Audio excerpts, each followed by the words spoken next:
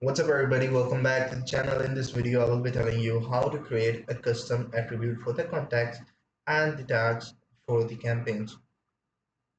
So these are two different topics, but I would like to tell you in one video. So in order to add a new attribute to the contacts, just go to the name of your account and then go to the settings.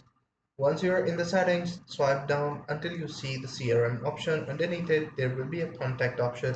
Click on that and then you will be able to see a contact attribute option.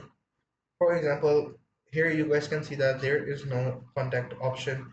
There is no attribute name as city. So what we're gonna do, we're gonna create an attribute named city. Make sure it's clear and the attribute type is equals to text, and then we are going to create the attribute. Now what we're going to do, we are going to populate the contacts. So this is the one way to do that. And in order to, for example, let's add a contact in it. I'm going to go ahead and upload these. There's a city attribute option. When you confirm it, you will see that this time it won't show that the city is not available.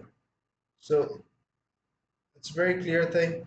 The city is picked by the aura where it says New York, Chicago, Austin, and then you can confirm mapping.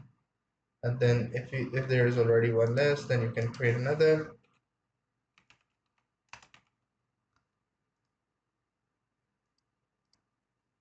Here you guys can add into your list, and then all you have to do is to confirm, and then it will be added. So this is a way to add the custom attribute. Now, moving on to the part of the automation side where we are going to set a campaign and we are going to add the tags in it. For example, name and campaign.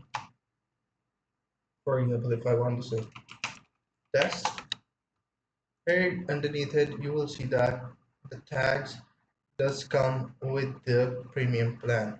So it does not comes with a standard plan. Unless you have a premium plan, you cannot add tags in it. So this is pretty much it. I hope you find this video helpful. If you do, please consider subscribing to our channel. Take care. Bye bye.